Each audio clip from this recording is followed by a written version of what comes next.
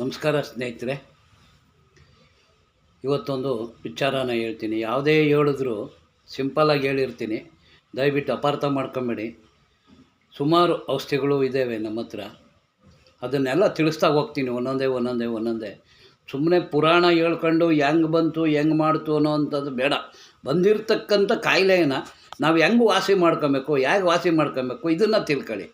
ದಯವಿಟ್ಟು ಸಹಕಾರ ಕೊಡಿ. ನಾನು ಹೇಳೋ ಮಾತಿಗೆ ಹೆಂಗೆ ಬಂತು ಅಂತ ಗೊತ್ತೇ ಆಗಲ್ಲ. ಅದ್ರ ಬಗ್ಗೆ ತಲೆ ಕೆಡಿಸ್ಕೊಳಕ್ಕೆ ಹೋಗಬೇಡಿ. ಅದು ಸುಮ್ಮನೆ ಅವೆಲ್ಲ ತಿಪ್ಪೆ ಸಾರಿಸೋ ಮಾತು ಆಡಬಾರ್ದು. ನಾನು ಆಡಲ್ಲ. ಬಟ್ ಬಂದಿರತಕ್ಕಂಥ ಕಾಯಿಲೆಗಳನ್ನು ಹೇಗೆ ನಾವು ಕ್ಲಿಯರ್ ಮಾಡ್ಕೊಬೇಕು, ವಾಸಿ ಮಾಡ್ಕೊಬೇಕು ಅಂತ ಅನ್ನೋದನ್ನ ಮನವರಿಕೆ ಮಾಡ್ಕೊಂಬಿಡಿ, ಸರೋಗುತ್ತೆ.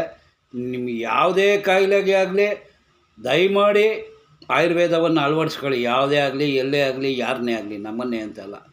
ಇವತ್ತು ಪ್ರತಿಯೊಂದಕ್ಕೂ ಕಾರಣ ನೋಡಿ, ಕಾಯಿಲೆಗಳು ನಮಗೆ ಬರ್ತಕ್ಕಂಥದ್ದು ಕಾರಣವೇ ಇಂಪಾರ್ಟೆಂಟಾಗಿ ಯಾಕೆ ಬನ್ನೋ ಅನ್ನೋದು ಬೇಡ, ಯಾಕೆ ಬಂತು ಅದೊಂದೇ ಸಿಂಪಲ್ಲು, ಇನ್ನೇನು ಇಲ್ಲ.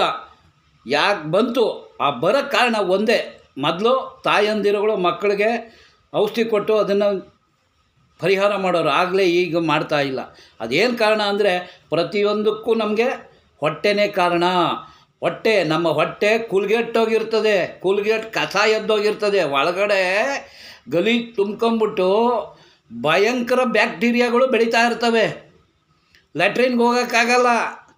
ಒಳಗಡೆ ಬ್ಯಾಕ್ಟೀರಿಯಾಗಳು, ನಮ್ಮ ಮಲ ಬರಬೇಕು ಅಂದರೆ ಹೊರಗಡೆ 7 ದಿವಸ ಬೇಕು, 5 ರಿಂದ 7 ದಿವಸ ಬೇಕು. ಅಷ್ಟೊತ್ತಿಗೆ ಕೊಳೆತೋಗ್ಬಿಟ್ಟಿರ್ತದೆ ಎಲ್ಲ, ಬ್ಯಾಕ್ಟೀರಿಯಾಗಳು ಜಾಸ್ತಿ ಆಗೋಗಿರ್ತವೆ. ಅದರಿಂದ ನಾವು ಹೊಟ್ಟೆಯನ್ನು ಶುದ್ಧಿ ಮಾಡ್ಕೊಬೇಕು. ಹೊಟ್ಟೆಯನ್ನು ಶುದ್ಧಿ ಮಾಡ್ಕೊಂಡಾಗ ನಮ್ಮ ಕಾಯಿಲೆಗಳು ಯಾವುವೂ ಬರೋಲ್ಲ.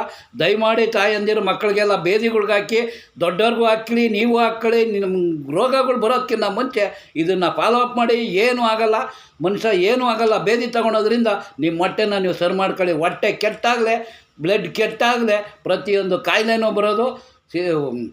ವೈದ್ಯಕೀಯವಾಗಿ ನೀವೇ ನೋಡ್ಬೋದು, ಹೊಟ್ಟೆ ಕೆಟ್ಟೋಗಿರ್ತದೆ. ಆ ಕೆಟ್ಟೋಗಿರೋ ಹೊಟ್ಟೆನ ಸರಿ ಮಾಡ್ಕೊಬೇಕು ಅಂದರೆ ನೋಡಿ, ಇಲ್ಲಿ ಬೇದಿ ಸೊಪ್ಪಿದೆ, ಹಲವಾರು ರೀತಿಗಳಿದ್ದಾವೆ. ಹಳ್ಳೆಣ್ಣೆ ಕುಡಿಬೋದು, ತುಪ್ಪ ಕುಡಿಬೋದು. ಇದು ಬೇದಿ ಸೊಪ್ಪು ಇಷ್ಟು ಮಸಪ್ ಮಾಡ್ಕೊಂಡು ತಿಂದರೆ ಸಾಕು. ಮಸಪ್ನಳಿಗೆ ಹಾಕೊಂಡು ತಿಂದರೆ ಸಾಕು. ಮನೆಯವ್ರಿಗೆ ಎಲ್ಲರಿಗೂ ಬೇದಿ ಆಗುತ್ತದೆ. ಆ ಬೇದಿ ಆಗಲಿ ಸಾಕು, ಏನೂ ಆಗಲ್ಲ. ಆಯ್ತಾ, ಸರೋಯ್ತಾ, ಮಜ್ಜಿಗೆ ನೋಡ್ರೆ ಆಯಿತು, ಇಲ್ಲ ಬಿಸಿ ನೀರು ಕುಡಿದ್ರೆ ಆಯಿತು.